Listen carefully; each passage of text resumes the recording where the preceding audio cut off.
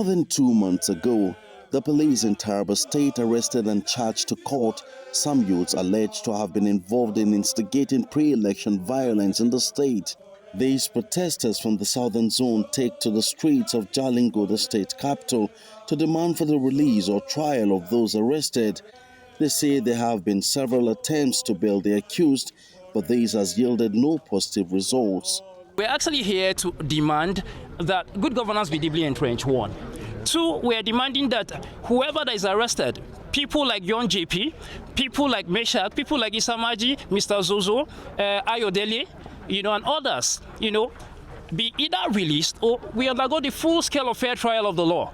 A situation where people are incarcerated without fair trial or without trial, it's something that causes for worry. The state governor, Darius Ishaku, represented by the secretary to the government of the state, receives the protesters at the government house and denies any involvement in the arrest of the youths. He, however, asks the protesters to table their grievances to the police. Sometimes making a lot of noise that are empty will not solve the problem. But when you discuss, you find a solution to it. You find a way out. And we see how we can now mellow down this problem. The police, on the other hand, say they arrested the youths and the case is before a court of competent jurisdiction for adjudication. After this investigation, a prima facie case of criminal conspiracy inciting disturbance and mischief was established against him and other cohorts of his that were on run.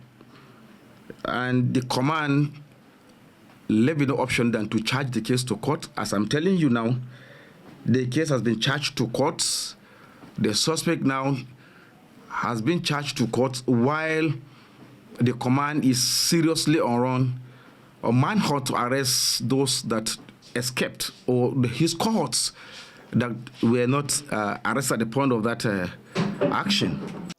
Some residents of the state are appealing to relevant authorities and civil society organizations to intervene and ensure the rule of law is followed in this matter to avoid a breakdown of law and order.